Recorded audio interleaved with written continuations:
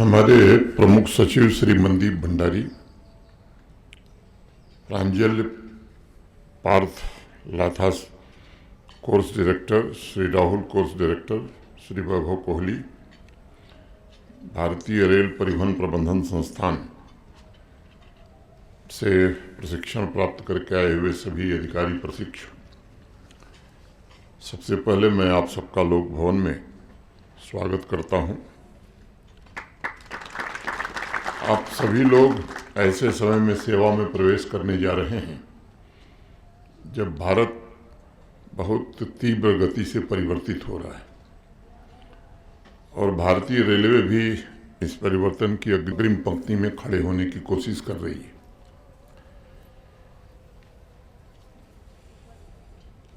एक बात मुझे ध्यान आती है, कोई एक रेलवे के अधिकारी थे, मैं नाम उनका उद्धृत करना नहीं चाहता हूं, उनका रिटायरमेंट फंक्शन था, तो उन्होंने एक बात कही कि once a railway man is always a railway man. तो बड़ी महान संस्था है भारतीय रेल। निजी तौर पर 5 वर्ष तक मुझे काम करने का अवसर मिला है। दूसरे मंत्रालयों में भी मेरे पास जिम्मेदारी रही है। मैं कह सकता हूँ जितना मेटिकुलस प्लानिंग रेलवे में होती है शायद कम स्थानों पर देखने को मिलती है।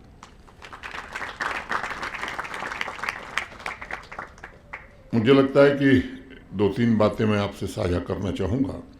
एक तो ये याद रखने की ज़रूरत है कि भारतीय रेल केवल इंफ्रास्ट्रक्चर और ट्रेनों का तंत्र ही नहीं है, यह देश की आर्थिक गतिविधियों का भी केंद्र बिंदु है, सामाजिक समरसता और राष्ट्रीय एकता का भी एक सशक्त माध्यम है। आप उस सिस्टम के हिस्सा बनने जा रहे हैं जो दुर्गम पहाड़ों से लेकर सुदूर गांवों तक पूरे हिंदुस्तान को जोड़ने का काम करता है, जो उद्योग को बाजार से जोड़ता है और सामान्य नागरिक के जीवन को गति प्रदान करने में जिसकी सबसे महत्वपूर्ण भूमिका होती है। ये सुखद संयोग भी है कि आज दिल्ली में भारत और यूरोपियन यूनियन समिट का आयोजन चल रहा है। मैं देख रहा था कि दुनिया के अनेक देशों से पॉलिटिकल और इकोनॉमिक कमेंटेटर्स की अनेक प्रकार की टिप्पणियां भी आ रही थीं। भारत से आने वाले भविष्य में व्यावसायिक और सामरिक संबंध मजबूत बनाना ये यूरोपियन यूनियन के लोग चाहते हैं। मोटे तौर पर मैं कहूँ तो मेरे कहने का तात्पर्य यह है कि आज पूरी दुनिया भारत की तरफ देख रही है। ऐसे समय में आज मैं आपसे केवल वर्तमान की बात करूं ये उचित नहीं होगा, बल्कि भविष्य की बात करना ज़्यादा लाभदायक मुझे लगता है, प्रतीत होता है। भारतीय रेल के सामने आने वाले समय में अनेक चुनौतियां भी हैं और मैं समझता हूं कि अनेक अवसर भी हैं। भारत की अर्थव्यवस्था का अभूतपूर्व विस्तार हो रहा है। दुनिया की सबसे तेज गति से बढ़ने वाली अर्थव्यवस्था हम हैं। वर्ल्ड 4th लार्जेस्ट इकानमी हम बन गए। आने वाले 2-2.5 वर्षों में जो उम्मीद की जा रही है कि दुनिया की 3rd लार्जेस्ट इकानमी हम होंगे। शहरीकरण भी बढ़ रहा है। लॉजिस्टिक्स की अपेक्षाएं देशवासियों की भी और ख़ास तौर से जो लोग व्यवसाय में हैं उनकी काफ़ी महत्वाकांक्षी होती जा रही हैं। ऐसे में रेलवे में और तेज परिवर्तन, रेलवे को अधिक तेज, अधिक सुरक्षित और ज़्यादा भरोसेमंद बनाना, ये गुरुतर दायित्व आपके कंधों पर आने वाला है। कुछ बातें अगर मैं पॉइंट वाइज कहूँ तो एक बात तो मुझे लगता है ध्यान रखने की ज़रूरत है कि बदलती आर्थिक व्यवस्था और विकसित भारत के रिजॉल्व को देखते हुए रेलवे सुधार का मूल उद्देश्य केवल इंफ्रास्ट्रक्चर विस्तार नहीं होना चाहिए, बल्कि दक्षता, सुरक्षा और पारदर्शिता और उत्तरदायित्व को एक साथ कैसे और सुदृढ़ किया जा सकता है, इस पर विशेष ध्यान देने की आवश्यकता मुझे महसूस होती है। सबसे पहले ऑपरेटिंग सिस्टम में सुधार आप सब लोग देख के आए हैं, मुझे कहने की ज़रूरत नहीं है। संभावनाएं बहुत हैं और उस पर त्वरित गति से काम करना ये बड़ा आवश्यक है। सिग्नलिंग व्यवस्था में काफ़ी सुधार आया है। ऑटोमेटिक ट्रेन कंट्रोल, बेहतर टाइम टेबल मैनेजमेंट, ट्रेन की स्पीड, पंक्चुअलिटी और इफ़िशियंसी, इसमें कैसे उल्लेखनीय वृद्धि और की जा सकती है, ये आपकी एक जिम्मेदारी होगी। यात्रियों का बेहतर अनुभव और ओवरऑल नेटवर्क की प्रोडक्टिविटी कैसे बढ़ाई जा सकती है, ये निरंतर सोचने या चिंतन करने वाली बात है। अब टेक इंस्पायर्ड रेलवे का प्रमुख पिलर डिजिटाइजेशन है, डेटा आधारित डिसीजन मेकिंग है।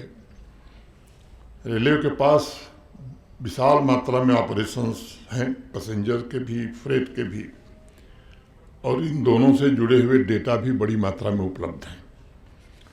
यदि इस डेटा का साइंटिफिक ढंग से इसकी एनालिसिस की जाए तो डिमांड ड्रिवन सर्विसेज और बेहतर क्या हम दे सकते हैं, रिसोर्स प्लानिंग में और बेहतरी हम ला सकते हैं, और इनका रखरखाव कैसे बेहतर ढंग से हम कर सकते हैं, इन प्रश्नों पर विचार करने की आवश्यकता है।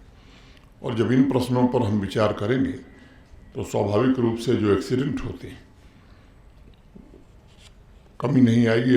एक्सीडेंट फ्री इंडियन रेलवे की कल्पना को क्या हम साकार कर सकते हैं, और मुझे लगता है कि एसेट्स भी जो हमारे हैं वो भी लंबे समय तक मजबूत स्थिति में रहेंगे। रेलवे सर्विसेज में एक महत्वपूर्ण आयाम जो मुझे सबसे ज़्यादा समझ में आता है वो है पैसेंजर सेंट्रिक सर्विसेज, क्योंकि आपका असली भोक्ता तो वही है।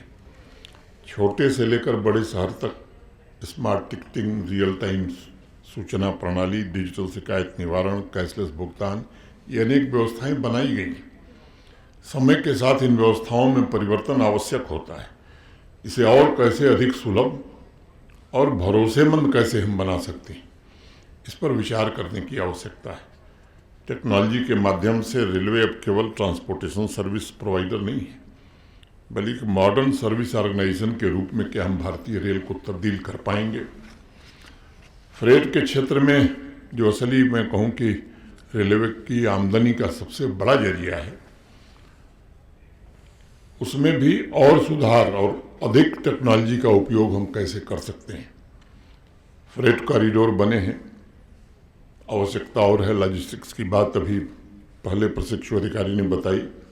लॉजिस्टिक टर्मिनल और एकीकृत डिजिटल प्लेटफॉर्म से फ्रेट ट्रांसपोर्ट को और तेज गति से कैसे हम पहुंचा सकते हैं, इसे और कैसे, क्योंकि लॉजिस्टिक्स के कारण ही भारत में जो माल बन रहा है, कास्ट ज़्यादा होने के कारण प्रतिस्पर्धा में हम खड़े नहीं हो पा रहे हैं, उसे और कैसे हम सस्ता कर सकते हैं, कैसे और प्रतिस्पर्धी बना सकते हैं, इन प्रश्नों पर आप विचार करें।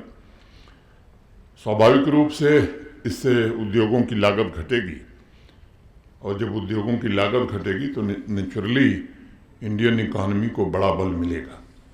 रेल को सड़क और अन्य परिवहन माध्यमों के साथ जोड़ते हुए मल्टी मॉडल लॉजिस्टिक नेटवर्क अधिक से अधिक कैसे हम देश में विकसित कर सकते हैं, ये समय की आवश्यकता है। चाहे आप जितना मॉडर्न तंत्र खड़ा कर लीजिए, मुझे लगता है सिक्योरिटी और सेफ्टी और पंक्चुअलिटी, ये तीन बेसिक पिलर हैं भारतीय रेल के। तकनीक आधारित सुधारों का ये अभिन्न हिस्सा होना चाहिए। Advance monitoring system, smart sensor, cyber security का ढांचा, आधुनिक संचार व्यवस्था, इन सबसे यात्रियों और रेलवे संपत्ति की सुरक्षा को एक नए लेवल पर हम ले जा सकते हैं। क्या ह्यूमन एरर्स को कम करने के लिए ऑटोमेशन और स्टैंडर्डाइजेशन, ये स्वाभाविक रूप से इस पर ध्यान देना ही होगा। अब मुझे लगता है कि एनवायरनमेंट की दृष्टि से भी वर्तमान व्यवस्था में इंटरवेंशन की ज़रूरत आ गई है। Energy efficient engines, renewable energy का उपयोग हो रहा है, लेकिन मुझे लगता है कि बड़ी गुंजाइश है। ग्रिड इंफ्रास्ट्रक्चर से भारतीय रेल को सस्टेनेबल और इको फ्रेंडली सिस्टम के रूप में कितनी देर में और किस हद तक हम तब्दील कर पाएंगे, ये सब राष्ट्रीय दायित्व हैं। और जो भारत ने लक्ष्य रखा है, मुझे लगता है कि इसकी पूर्ति में भी ये व्यवस्थाएं सहायक होंगी। मैं बार बार एक बात कहता हूं कि टेक इंस्पायर्ड सिस्टम का वास्तविक आधार ह्यूमन रिसोर्स ही होता है। नई नीतियों और तकनीक को सफल बनाने के लिए प्रशिक्षित, संवेदनशील और इनोवेशन ओरिएंटेड अधिकारी ही सबसे प्रमुख हैं और इनकी आवश्यकता देश को है। आप जैसे भविष्य के रेलवे लीडर्स को ये सुनिश्चित करना चाहिए कि टेक्नोलॉजी मानव क्षमता को रिप्लेस न करे, बल्कि मानव क्षमता को और सशक्त बनावे, मजबूत बनावे। ये सभी परिवर्तन या इंटरवेंशन से केवल व्यवस्था का बदलाव नहीं होगा, बल्कि सोच में कैसे परिवर्तन आ सकता है, ये महत्वपूर्ण जिम्मेदारी होनी चाहिए। क्योंकि सोच में ही बदलाव आवश्यक है, ताकि भारतीय रेल राष्ट्र निर्माण की गति के साथ कदम से कदम मिलाकर आगे बढ़ सके। व्यक्तिगत रूप से जब मैं सोचता हूं तो मुझे लगता है कि ट्रेनिंग तो महज शुरुआत है। हर पोस्टिंग एक नई चुनौती आपके लिए खड़ी करेगी, कुछ नई बातें आपको सिखाएगी। तो एक आग्रह मेरा होगा कि सीखना कभी बंद करने की जरूरत नहीं, जीवन भर सीखना है किसी को भी। पॉलिसीज का जहाँ तक सवाल है, वो प्रभावी तभी होती हैं जब जमीनी वास्तविकताओं से जुड़ी हुई पॉलिसी हम बनाते हैं। कागजों पर जो पॉलिसी बनती है उसका प्रभाव समाज में, राष्ट्र के जीवन में नहीं पड़ता है। इसलिए ऑफिस से ज़्यादा फील्ड के काम को समझना ये ज़्यादा महत्वपूर्ण होता है।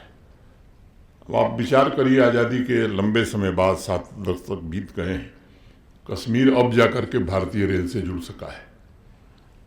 मैं उन कारणों का जिक्र करूं ये आवश्यक नहीं है, लेकिन कैसे हम आगे इस तरह के दुर्गम स्थानों को द्रुत गति से रेलवे लिंक से जोड़ सकें। अगर इस चुनौती का समाधान हम आज नहीं कर सकेंगे तो मुझे लगता है कि हम मॉडर्न रेलवे के रूप में हमारी पहचान नहीं होगी। रेल तंत्र को कैसे मजबूत हम बनाएं, फ्रेट नेटवर्क स्थायी रूप से कैसे सशक्त हो, और इन सब चीज़ों पर आपके फील्ड के अनुभव ही काम आएंगे। अपने करियर में कोलैबोरेशन को यदि आप महत्व देंगे तो लक्ष्य जितने बड़े होंगे वो प्राप्त किए जा सकते हैं। और किसी भी ऑर्गेनाइजेशन की, डिपार्टमेंट की असली ताकत कोलैबोरेशन होती है। इस बात को भी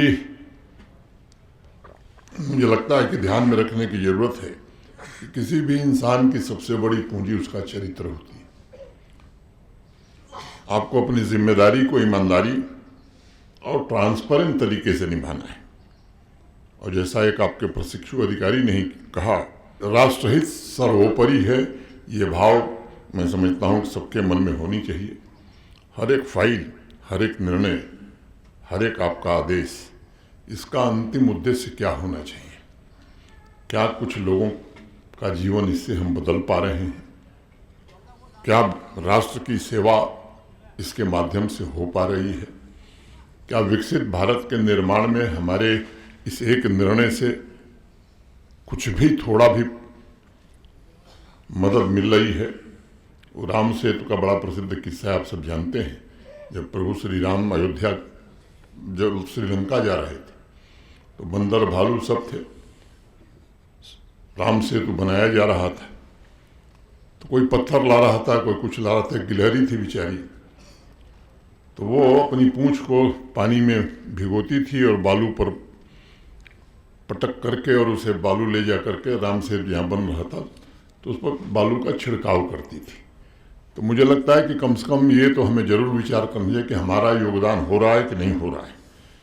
मैं समझता हूँ कि इन शब्दों के साथ आप सबको मैं उज्जवल भविष्य की शुभकामनाएं देता हूँ।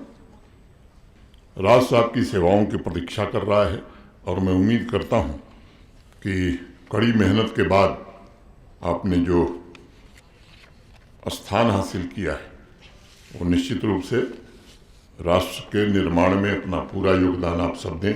ऐसी प्रार्थना मैं ईश्वर से करते हुए आप सबके प्रति हृदय से कृतज्ञता ज्ञापित करते हुए मैं अपनी बात यहीं पूरी करता हूं।